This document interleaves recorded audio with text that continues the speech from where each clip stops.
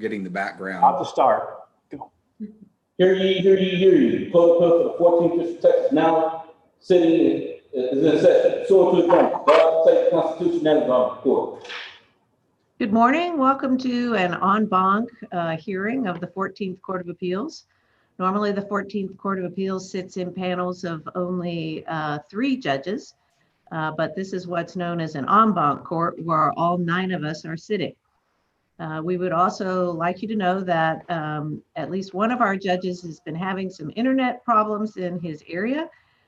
So if he disappears from the screen, please keep, he will continue to participate in the case, but that's why he might have disappeared from the screen, but keep talking.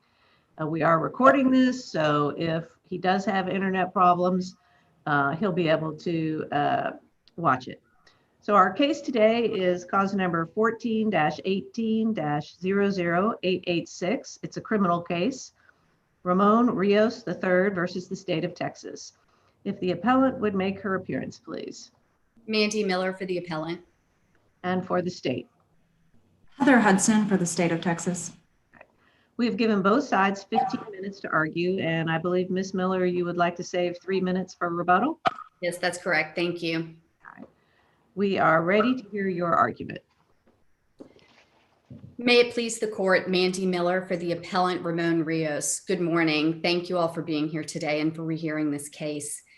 Appellant has requested en banc reconsideration based on one ground of error, and that is that the majority panel erred when it held that the search of appellant's home was a lawful protective sweep. Last week, the court has asked the parties to focus on specifically 2 issues in their argument. And with the court's permission, I would actually like to start off with the arrest in this case. There were 2 active arrest warrants for Mr. Rios out of county, unrelated to the narcotics investigation that was already in progress. As the court knows, an arrest warrant authorizes law enforcement to enter a home, search for a suspect, arrest the suspect, and leave the scene. It does not authorize any other extensive searches of the area that are not justified by other facts. In this case, surveillance had been going on at the property from September to December of that year. Once they were aware of the arrest warrants, the SWAT team began their own surveillance. So on the morning of the arrest, the entire home was surrounded and the windows and front door were breached. Mr. Rios was sitting on his sofa in the living room. He was ordered out of the home. He complied, cooperated with law enforcement, was arrested outside, and then removed from the scene and placed in a patrol vehicle. At that point, the arrest was complete. The search of the home, the first search, cannot be justified as a search incident to arrest. It was not made contemporaneously with the arrest, and it certainly wasn't limited to the area he was arrested in. It also can't be justified as a protective sweep. And while further, I will go into more detail about whether there were specific facts to justify the protective sweep. The Supreme Court is very clear that a sweep is justified if it's based on articulable facts that there's the potential that a third person or another party is in the area and poses a threat to law enforcement, and it must only last as long as necessary to dispel the reasonable suspicion and to make the arrest safely for law enforcement. So you don't disagree that a protective sweep could happen. You just disagree with the fact finding that the trial court made. I do. U.S. v. Brody, a federal district court case, held that when an arrest is made outside of the home, a protective sweep cannot occur. However, there are many circuit courts that disagree with that, federal circuit courts that disagree with that. And so given these specific facts, the protective sweep was not authorized or justified. So, Ms. Miller, the standard here for our review is abuse of discretion by the trial court judge. Is that correct? That is correct. So, don't we have to believe that the judge believed that the officer's testimony that every arrest the officer testified that every arrest gives rise to reasonable and articulable suspicion, facts that would justify a protective sweep. So shouldn't we just believe the judge? No, I believe that this is where the judge made a mistake. The officer did testify that they do a protective sweep on every arrest. And in Maryland v. Bowie, that is exactly what the Supreme Court said they were not going to do. What in that excuse me, in the Bowie case, that had to do with consent. That wasn't an actual arrest warrant. Is that right? That was the question in Bowie had to do with whether or not, or the extent of the consent. Isn't that right? I believe that there was an arrest warrant. It was a robbery case. I will have to double check on that. But the issue there was, what is the standard going to be for law enforcement? The lower court held law enforcement to a probable cause standard, and Bowie decided that no, it's only reasonable suspicion. But the state or the government had argued in that case, no, I'm sorry, it was the state, argued that, pardon me. I'm sorry, go ahead. No, that what they wanted the court to decide was, in every case where there was an allegation of a violent offense, an arrest was being made, that a protective sweep would be authorized. And the court said, no, we need particularized individual suspicion if we are going to create an exception to the warrant requirement. I believe the standard is articulable facts. Is that right? Correct. That they had a reasonable belief based on articulable facts. That is correct. And in this case, we don't have that. In fact, they were very clear. It was Deputy Alexander, who was the leader of the SWAT team, testified that he is always concerned with officer safety. And there was nothing about this particular case that gave him any greater concern than any other case where he has to make an arrest based upon a warrant. So the majority opinion at page 10 and 11 lists a number of articulable facts. Do you disagree that the evidence supports those? I do disagree with that. I believe that there are. Which ones do you disagree with? I do have a list and I'm happy to go through them, but please stop me if you want me to address anything in particular. There are a couple of things that I disagree with the majority that are just not supported by the record. One is the statement that there were conflicting accounts on how many children were in the home. I don't believe that there were conflicting accounts. Deputy Alexander testified that they waited for the mother and the child to leave the home. And then when questioned by the state, are you 100% sure there was no one else in the home? He said, no, well, I can never be 100% sure. There was no indication there was anyone else in the home. Also, the standard is, are there articulable facts that there is someone in the home who poses a danger to the officers? I think we would be hard pressed to say that a child would pose a danger to the officers. And even if that is a possibility, there was no facts provided by the deputies that there was a dangerous child in the home. In addition, there was a gun in plain view from outside the house. The officer could see a gun. I would actually disagree with that in the record as well. What the officer saw was a rifle case. He corrected himself on the next page in the record and stated, it was a closed case. He was then asked by the state, through your training and experience, do you believe that there could have been a gun in the case? And then he said yes at that point. Regardless, the courts have held that narcotics and weapons alone do not indicate articulable facts that a third person posing a danger is in the home. Counselor, is there evidence in the record as to the ages of the children? They were young children. There was, I believe, an infant and a school-age child. Can you a school-age child could be anyone from 4 to 18. Is there anything more specific in the record?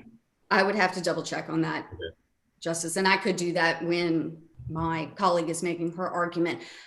But even if it was a high school age child, there's still no evidence that there was anyone in the home that could have posed a danger to the officers. Would you address a couple of questions I have? You don't have to do it immediately, but I just want to put them out there. Where did the arrest occur? And does it matter to this case? When was the breach? Where was the breach? When did that occur relative to the arrest? And where in our constitutional analysis is a survey of damages? You don't even need to address that last one if time is short. But the crux of my questions is, where did the arrest occur? When was the breach of the house? The breach of the home happened in the morning. I believe you mean kind of the linear timeline, and please correct me if I'm not addressing your question. They had at least 20 SWAT team members who surrounded the home. At the time, they broke windows, and there are pictures in evidence that the court can refer to. They broke windows in the home, looked in the windows, and then they had some sort of tactical vehicle that broke down the wrought iron fence and then the front door. At that point, when they ordered the defendant out of the home and he complied, that is when the arrest occurred. And that's what Texas recognizes, that when freedom of movement is restricted and the person complies, an arrest is made.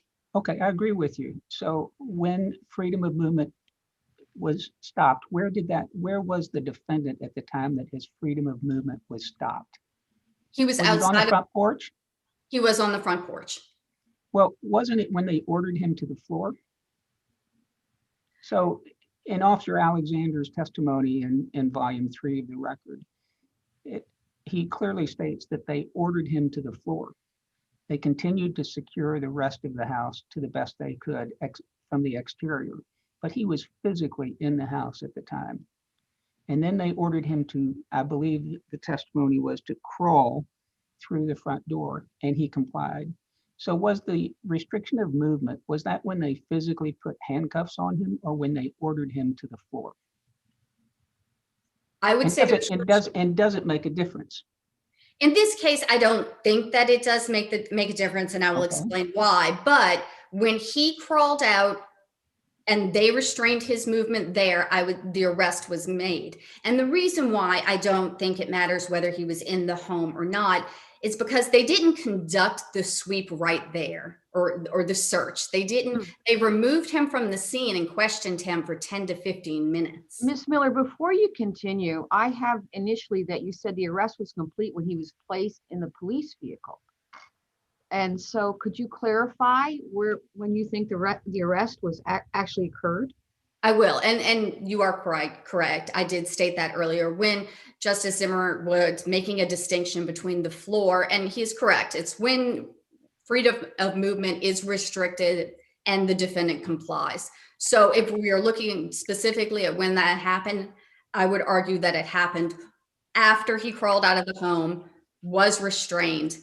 That was when the arrest was complete, but then he was removed from the scene. So you're saying it's when he was restrained after crawling out of the home, that's when the arrest was made? Yes. Okay, thank you. Thank you. I see that my time is up. Thank you. Let me just see if someone else had a question from the panel, because I know we asked you a lot of questions before we let you go. Anyone else? All right, we will now hear from Ms. Hudson, and we'll also hear from you on rebuttal. Thank you. May it please the court. If we view the facts of this case in the proper light, which is the light most favorable to the trial court's ruling, and this simply is not an abuse of discretion for the trial court to find that this was a valid protective sweep, because there were specific articulable facts that would have supported a reasonable suspicion that the area that was swept could have harbored danger to the officers outside. What were those facts? Well, those facts are very well documented in the majority opinion, but just to run through all of the facts that were available to the officers when they conducted the protective sweep. The first one is that this was not the standard knock and announce arrest warrant. This was an unusually dangerous situation because the appellant did have 2 outstanding arrests for murder. So they had the SWAT team called in to go ahead and execute these arrests. They also had, because they'd been conducting surveillance, they had information that the appellant was conducting a fairly significant narcotics trafficking operation out of the residence. They had observed quite a number of visitors trafficking in and out of the residence, and they had observed hand-to-hand transactions that were consistent with narcotics trafficking. So the officers could rationally infer that the appellant was most likely not conducting this drug operation completely independently. He most likely had an accomplice or an employee. Then they also had— I'm sorry. Was there a place in the testimony, though, during the trial where that came up? Because I couldn't find one. So if there's some place in the testimony you can point us to, that would be very helpful. Justice Hassan, there's no testimony in the record specifically identifying an accomplice or an employee. But I think the test that the trial court is utilizing is whether or not, under those circumstances, a reasonably prudent officer with the experience and training that officer would have could make a rational inference. So is that every arrest then that is connected to potential drug trafficking would justify this circumstance? Is that the argument? Well, I think there is actually case law that in most narcotics trafficking situations, there would probably be an accomplice, but of course, that in and of itself is not enough. So there do have to be additional facts and circumstances, but there are in this case. One of which is that they had information from a confidential source that the appellant did keep multiple guns inside the residence, and that he had an AK-47 inside his home. This house had been under surveillance for quite some time, is that correct? That is correct, Justice Borleo, but the record does reflect that, a poll camera was installed outside the residence and it was recording constantly, but the record is pretty clear that they didn't have agents that were constantly actually monitoring that poll camera surveillance feed. So the surveillance was actually only being conducted periodically.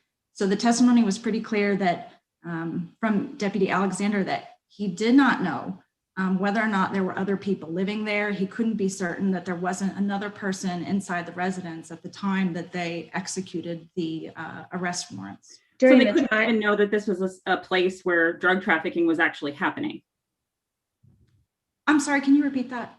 So how did they know that this was a place, if this was just under casual surveillance and no search warrant for drugs had ever been obtained prior due to the surveillance? How did they know that this was a place where drugs were being trafficked on a regular basis? They certainly had reason to believe that based upon the hand-to-hand transactions that they had observed, and they did conduct a traffic stop on one of those individuals who had been observed making one of those transactions, and he had marijuana and cocaine in his vehicle. Was there ever I'm sorry, go ahead. Was there ever any indication that anybody else lived on the premises? Well, they did have information that a woman and I believe 3 children were living on the premises. And how old were those children? Your Honor, I could not find exact ages for any of those children in the record. I think the record only specifies that one of them was possibly an infant. And there's no evidence in the record that they were older children, right? Is there? Not that I could find, Your Honor.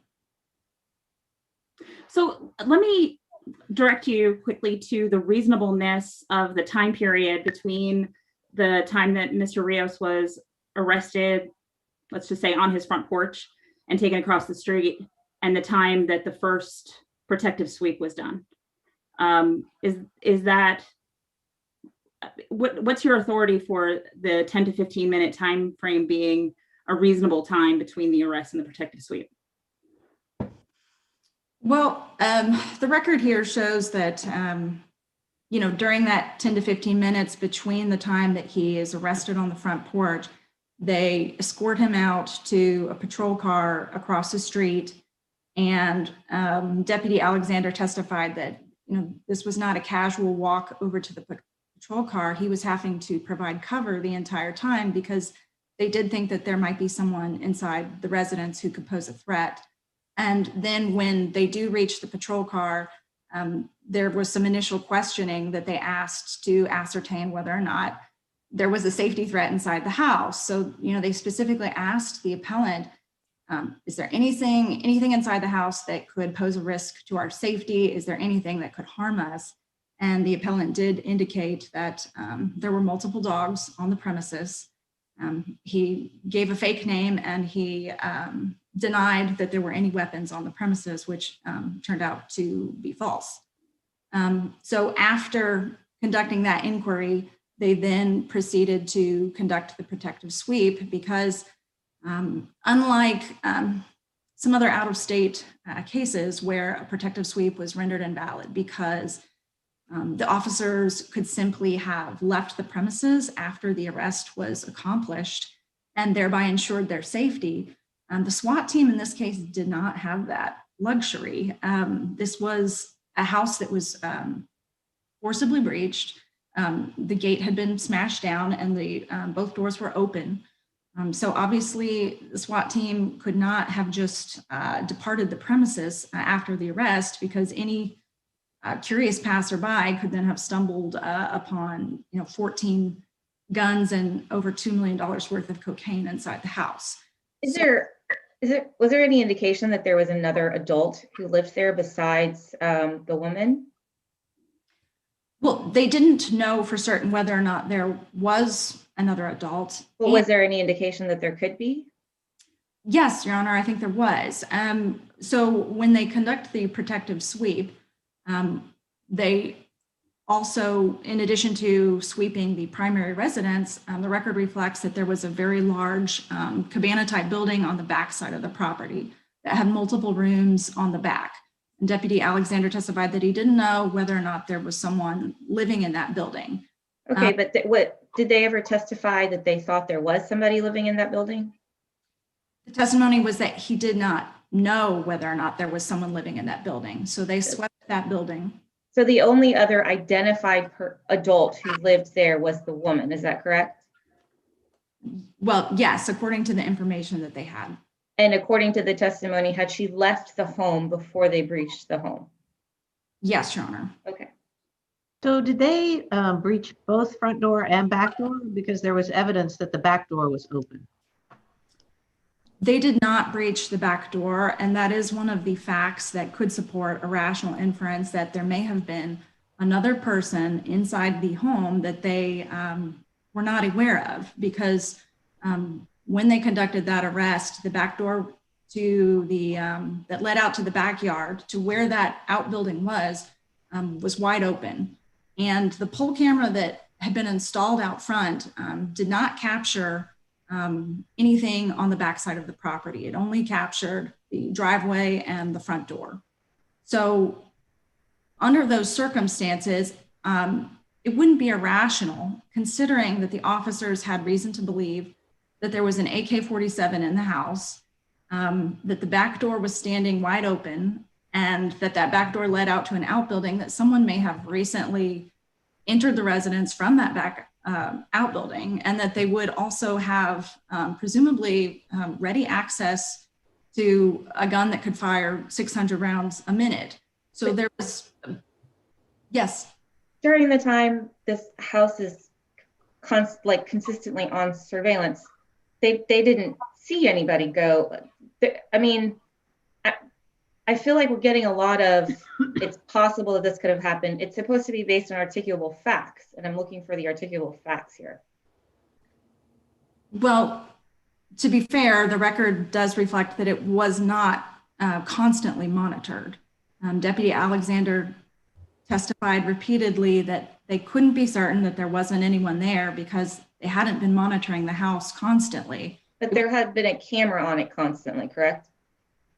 There was a camera, but they didn't have an agent sitting there 24/7 for, you know, a 2-month period watching to see who went in the house. And even if they had, you know, there's still a possibility that there was an accomplice living in the cabana in the back that they were. That they just had never seen in 2 months? It's possible, especially when they weren't actually monitoring 24/7. I believe Corey Alexander's testimony was that he could not be certain regardless of the amount of surveillance on the front side of the house. Is that correct? I'm sorry, can you repeat that? I believe that Officer Alexander testified that he could not be certain regardless of the amount of surveillance that had taken place on the front side of the house.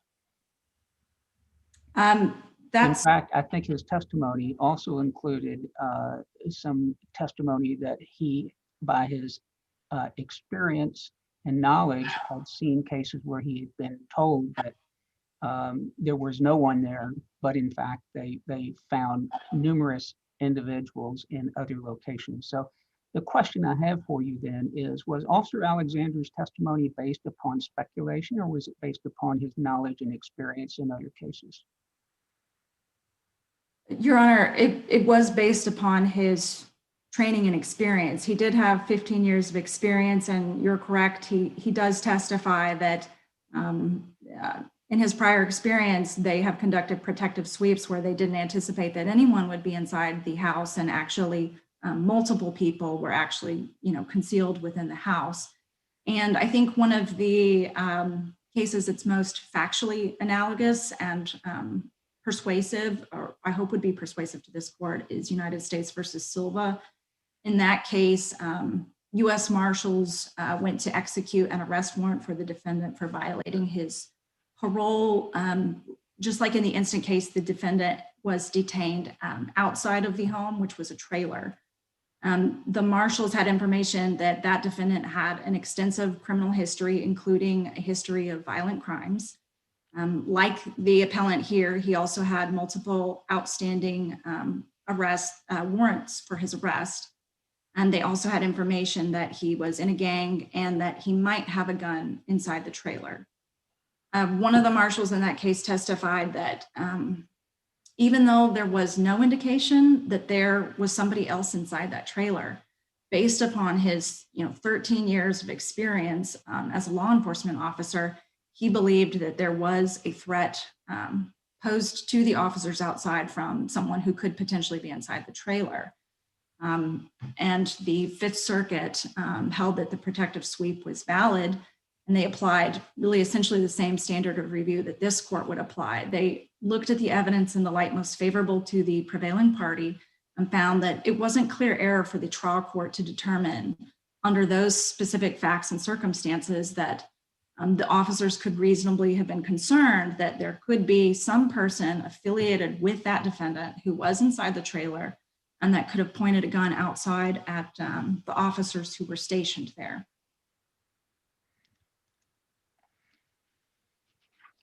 So I have a question. What is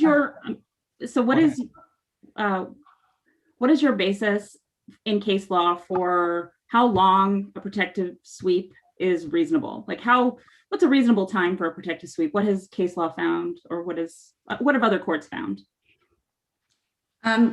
Generally, the protective sweep should be as quick as possible. It should only last long enough to dispel the suspicion of danger and to depart the premises. As I pointed out before, this is a situation where the officers could not responsibly just depart the premises. There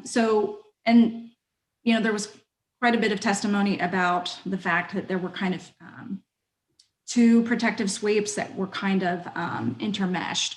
And so here, all we have is just kind of generalized testimony that this kind of bifurcated sweep lasted anywhere between 20 to 45 minutes, but there's nothing in the record specifically indicating how long the initial cursory inspection lasted. So both of those sweeps kind of get blended together. What we do know is that Deputy Alexander testifies that they do kind of a systematic clearing of the house because it's SWAT. So two officers enter while another's posted at the door. And then they're just looking, the testimony was that they were looking strictly for people. So they clear that room and then they advance to the next room and another officer enters behind them to keep that room secure. So Deputy Alexander testifies that immediately upon entering, narcotics are spotted right outside that open back door where they're sitting in plain view. Actually, let's talk about that for 1 second. I know we're over time, but because you brought it up, Deputy Alexander testified that he is the one who saw the narcotics outside the back door. Is that correct? Yes, Your Honor. And he testified that they were black bags wrapped up that looked like kilos of narcotics. Is that correct? Yes. The exhibit that the state filed were white bags, not black bags. So how do you how do we reconcile that? Well, I could be mistaken, but I believe the exhibits show a red suitcase, and if I recall correctly, there's like a white trash bag, and then there are in and around that there are individually wrapped black bags of what appear to be narcotics. But even if that testimony was incorrect, I'm not sure how that would. Well, if we're relying on the plain view doctrine to justify the further search warrant that was applied for and received by the SWAT team to go back and do further searches of the house for narcotics, if the narcotics that were found during that first protective sweep were not in plain view, how would that say as in the majority opinion, say we throw away all of the other protective sweeps except for the very first one. If there were no narcotics seen in plain view during that first protective sweep, would there be anything to justify a further search warrant of that house? Hypothetically. Well, that would be assuming that the secondary, more extensive search was invalid. And that would also be assuming that the trial court could not believe Deputy Alexander's testimony, which, this is one of those credibility determinations that we afford almost complete deference to the trial court. So if he was mistaken about the color of the bags, I'm not sure, but narcotics are narcotics. If he sees something that looks like it's packaged like narcotics, I think it wouldn't be an abuse of discretion for the trial court to find, yes, he saw narcotics in plain view on the porch. Okay, thank you. I have one quick question, if I may, Chief. Go ahead. Thank you so much. So just to continue, the Bowie case addresses the standard for a protective search as a quick limited search, cursory visual inspection of places a person might hide. As I review the record in the testimony of primarily Officer Alexander, I see a protective search that he did. I see a secondary clear. I see a cleanup of equipment, and I see a photographer to go in and document the damage. Assuming that the testimony, as I understand it, was that the officers were always outside of the house. They broke the doors, they broke the windows, and they were pointing their guns in the house. And they saw the defendant, they saw him, and they ordered him to the floor. As I understand the testimony, they then waited to see if there was any other movement anywhere else in the house. And after they were fairly certain that there was no other movement, they then ordered him to crawl outside of the house, which he complied with. Since he crawled outside of the house and he was handcuffed on the porch, no officer had actually gone into the house. What is the justification for going in the house at all? Well, Your Honor, the justification would be that this was a second-tier protective sweep. So even if a defendant is arrested immediately outside of the house, that doesn't then necessarily dispel an officer's reasonable belief that there could be someone else inside. I think that they are, perhaps a child, or perhaps some assailant, unknown assailant, but that there might have been somebody there. exactly. Since the testimony of Officer Alexander was that in every case they do a protective search, why is a search warrant not also requested before they go out? That's an interesting question. In this case, you know, they were conducting surveillance as part of a narcotics investigation, and presumably they would have at some point attempted to obtain a search warrant.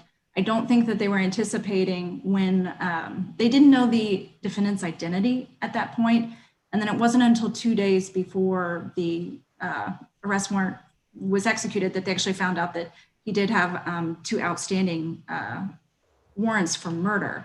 And at that point, the information that would have established probable cause to search for drugs was probably stale. And I think their concern at that point was probably ensuring the public safety by going ahead and executing the arrest warrants. So this is what we would typically call a no-knock warrant by a SWAT team, right? Yes, Your Honor. Okay, so no-knock warrant. You know you're going to breach the residence. Why do they not go ahead and request a search warrant at the same time? Well, Your Honor, I can't answer that because it's not in the record, other than to say that I think they were acting with a certain sense of urgency to go ahead and make sure that this person was apprehended. And that the information about the, you know, when they pulled over the person with the drugs in the car, that was over 2 months ago, you know, before the actual execution of the arrest warrant. So, you know, in a perfect world, yes, it would have been much better if they had had a search warrant in advance, but they didn't. The question that's before the court is just whether or not there were specific articulable facts that there could have been someone inside that posed a danger, and whether or not the protective sweep was justified. Thank you. Quick question. You've mentioned a couple of times the fact that the house was breached, the door was open, and that there was at least an infant in the house. As I understand the cases on protective search, it can be a protective search to protect the identity of law enforcement officers or others. Is there justification for the protective search to protect the infant? Your Honor, I think if they had information that there was an infant in the house, then obviously, I think that could be something that would apply, because they are supposed to, they are entitled to conduct a protective sweep if the safety of others are at danger. So if there was, for instance, a newborn infant unattended or with potentially a dangerous accomplice in a house with drugs and weapons, then certainly maybe that could be something that they would do. I don't know if in this record it specifically shows that there was an infant, but they did. Deputy Alexander did testify that there could have been a child still in the house or anything else like that. So he did testify that there could be another person, and considering the information about guns that they had, it wasn't unreasonable for them to be concerned about their safety. Thank you. Thank you, Ms. Hudson. Thank you. If there are no further questions, that will conclude the state's argument. Thank you. And now we'll hear from Ms. Miller on rebuttal. Thank you. And to address Justice Jewell's question about the age of the children, I did a quick search of the record, and there is no indication exactly the age of the children. There is some impression or inference that they were young, but no, I cannot get up here and tell you the exact age of the children. And Justice Wilson, there was no evidence that an infant was in the home at the time that they decided to make the arrest.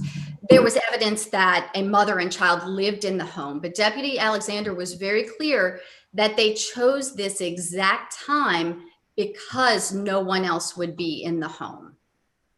So they waited for mother and child to leave. I'm not sure that was actually Officer Alexander's testimony, I believe that the testimony was to allow the mother and child to go to school as they usually would have. But I believe his testimony was that there was no certainty that everyone was out, including minors. Is that more correct? I would respectfully disagree. His testimony was, we chose this time because we knew they would be out of the home. Now, he stated, we can never be 100% sure, and not to be flippant, but I'm sure if he was asked, Deputy Alexander, could your mother have been in the home? His response would have been, anything is possible. And I'm sure that's how a lot of law enforcement feels. You have to prepare for anything, but that doesn't rise to the standard enunciated in Bowie. To make a protective sweep, you need articulable facts that another person is in the area and poses a danger. And the state cited to U.S. v. Silva. While I may disagree with the reasoning in that case, I think it's important to point out that the court there noted there was not extensive surveillance before they arrested the defendant in that case. And that is the exact opposite here. Do you agree? Pardon me, I'm sorry, Ms. Miller. No, not at all. I just have a brief question and I don't want to lose it. And that is, do you agree that the back of the residence was not under surveillance? And do you agree, as the state argues, that the surveillance was not constantly monitored? Thank you. And I was going right into that. I absolutely disagree with this idea that the surveillance was disjointed or incomplete. This house was under surveillance for 24 hours a day via camera that was recorded from September to December. The rear of the home was also under surveillance before the arrest warrant took place, or before the arrest took place, pardon me, from early that morning. So while the poll camera may not have captured the rear of the home, they secured this area with at least 20 SWAT officers to make sure it was safe for them to enter. And any... Do you know for how long a period of time that they did that? Is there something in the record that indicates when you're saying they surveyed it that day? Do you know for how long? Deputy Alexander testified that they had someone, and when I say they, the SWAT team, which was separate from the narcotics surveillance, from the day before all the way until they made the arrest warrant. The SWAT team met at 5:45 that morning to confirm the plan and determine when exactly they would go into the home. He also testified that he had someone fly over the home. I don't know if it was once or many times. And they also have an analyst with the sheriff's department who was able to provide them records on who lives in the house and the comings and goings. So they started their own surveillance before the arrest and certainly met and determined the safest time that morning before going into the home. And just to conclude, any exigency or emergency or general fear of safety, quite honestly, was brought on by law enforcement themselves. There's no indication that Wait a minute. Can't you agree that this is really not your usual criminal arrest, but a SWAT team arresting an armed drug dealer already wanted for murder? In my experience, this is not uncommon. Okay. Not at all. I mean, I don't want to comment on what how law many enforcement. How many officers did you have? 24 or so? I don't remember the number. 20. Surrounding the house, breaking down the gate, breaking down the doors and the windows. This doesn't happen every single day. This is an unusual. I think the name of the team was the High Risk Operations Unit. Well, if they had, pardon me, I'm sorry. That's all right. If they have a unit with the name, that means it happens often. In my experience, this is not uncommon at all. And so there was no indication that this arrest warrant had to be done at this moment, at this time, because there was a danger of the defendant fleeing or someone else was in danger. They chose to do this arrest at this moment, at this time, because it was the safest time for law enforcement to go in. And I want to clarify your position about who potentially could have been in the home. Is it your position that there was no risk at all to the officers because there was no reasonable suspicion that anyone else would have been in the home? That possibility had been completely taken away by the fact that there was surveillance and that there was SWAT surveillance. I don't want to diminish the dangerousness of law enforcement's job and what they do. That's not what I'm saying. What I'm saying is that the standard is a reasonable belief based upon articulable facts. And what is lacking here is articulable facts. A lack of knowledge or information is not articulable facts. And the Fifth Circuit has specifically stated that. So a possibility that anything could happen is not enough. And that's what we have here. And that's what we've heard from the state is that, well, it's possible someone was there or anything could have happened. Someone could have ran out of the door. These are not facts that justify an exception to the Fourth Amendment. And if there are no other questions, again, thank you to the entire court for hearing this case. And appellant requests that the en banc court withdraw its original opinion, reverse the trial court's determination that the denial of the motion to suppress, and remand the case for further proceedings. Thank you very much. Thank you. The case of Rios versus the state of Texas has been submitted to us en banc, and we are adjourned.